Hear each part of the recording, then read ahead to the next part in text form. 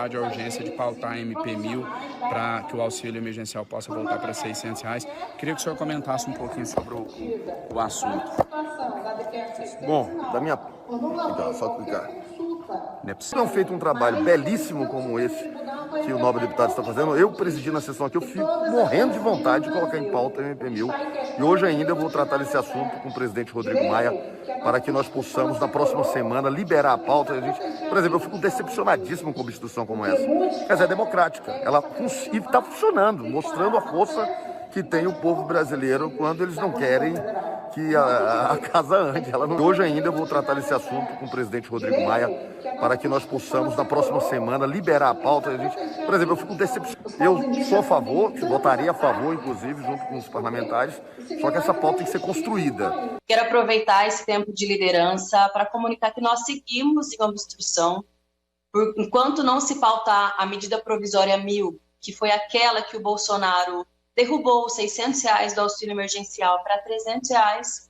Enquanto não se pautar a medida provisória, nós seguiremos em obstrução, porque não há nada mais importante nesse momento no país do que corrigir essa injustiça. Porque isso, na prática, significa fome para as famílias brasileiras, significa não conseguir colocar comida na mesa, não conseguir pagar as contas. Num contexto em que também, infelizmente, não há perspectiva de recuperação econômica, justamente por uma escolha política que vem sendo implementada no Brasil há muitos anos, que é o regime de ajuste fiscal, ou seja, do Estado abrir mão do seu papel enquanto investidor, gerador de empregos, apostando em áreas estratégicas, que deveria ser o papel do Estado, né, do governo Bolsonaro, de qualquer governo, na verdade, à frente da presidência da República, pensar no papel do Estado como um setor absolutamente necessário e estratégico para a geração de rendas, geração de emprego e crescimento econômico. Mas o que a gente vê o Bolsonaro fazendo é seguindo essa cartilha neoliberal absurda que tem feito com que o país não saia da situação de crise e tem feito a população mais pobre, o povo trabalhador, pagar a conta aí numa situação de muita dificuldade. E a medida provisória número 1000 foi uma atrocidade num contexto em que, inclusive,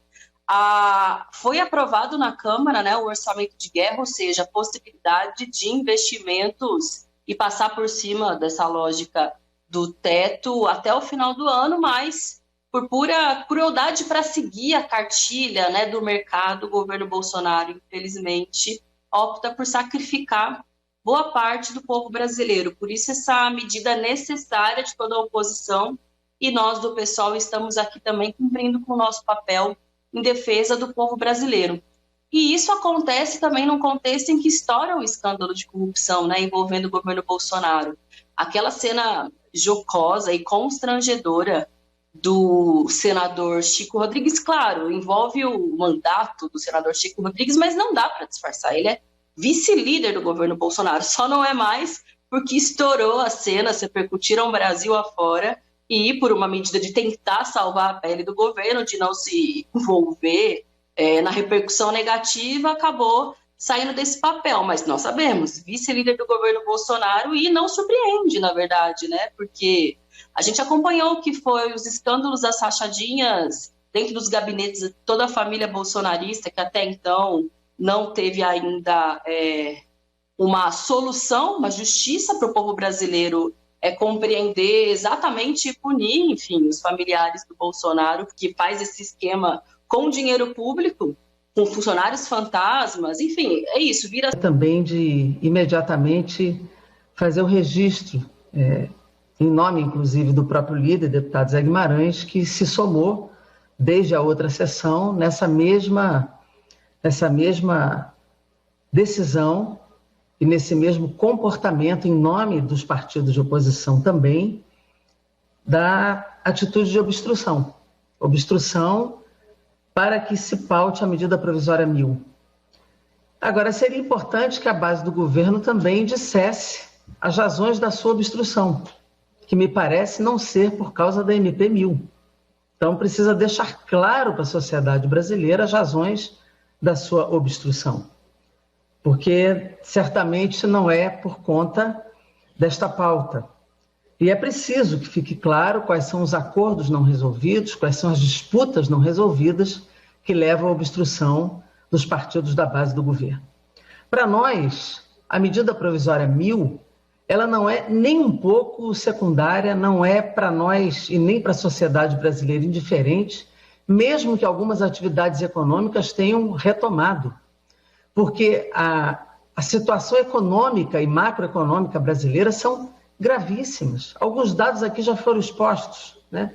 Não só o nível do desemprego crescendo, o nível de precarização e de falta de direitos assustadores, a chamada uberização da sociedade brasileira, a situação das mulheres chefes de família gravíssima e também a inflação dos alimentos. A inflação dos alimentos que não conta com nenhuma atitude do governo de garantir o consumo interno, de garantir a permanência dos alimentos dentro do país, né, como exportação aumentada e os alimentos sendo encarecidos para a sociedade brasileira.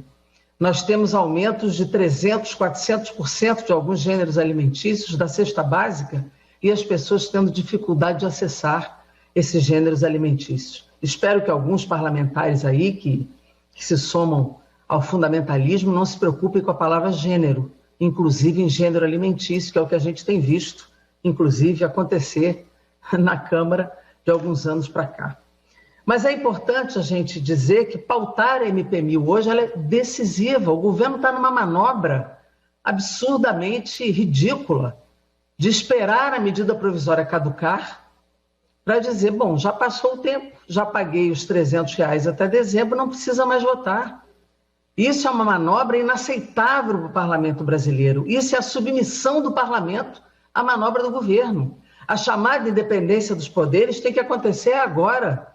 Nós temos o direito de disputar o que achamos e devemos no conteúdo dessa medida provisória. O presidente da Câmara precisa pautar a medida. Se o governo tem maioria, que decida, que vote, que os deputados coloquem suas digitais contra os R$600, mas que nos permita a disputa, que a gente consiga argumentar, colocar os dados na mesa, diante, inclusive, da situação econômica do povo brasileiro, dos aposentados, das mulheres, dos homens trabalhadores que estão desempregados, subempregados, precarizados, que nós consigamos votar os R$600 que retroativamente terão que ser pagos. Que a gente consiga, inclusive, elevar esse valor para aqueles que estão em outras leis, como a Lei Aldir Blanc, como a Lei da Agricultura Familiar, que precisamos derrubar os vetos.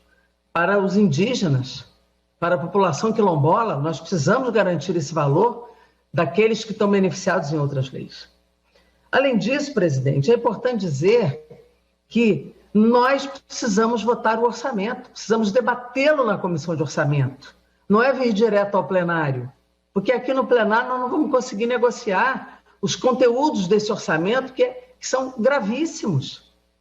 Está tirando dinheiro do SUS, está retirando dinheiro da educação, está retirando dinheiro da ciência e tecnologia, está retirando dinheiro da infraestrutura. A emenda do teto de gastos ela é um limitador grave, inclusive para uma reforma tributária progressiva, porque nós podemos tributar os ricos, tributar patrimônio, tributar herança. Com o teto de gastos nós não vamos conseguir gastar. Nós precisamos quebrar este muro, quebrar esse obstáculo. O teto de gastos impede que o recurso vá para onde ele precisa ir para salvar vidas. Partidos que compõem a oposição no Brasil, mas também os partidos que acreditam na democracia, não apenas na esquerda, saberão isolar esse tipo de comportamento, esse tipo de política, e nós vamos virar esse jogo. Tenho certeza, senhor presidente, que nós vamos virar esse jogo e nós vamos conseguir respirar um outro oxigênio no Brasil.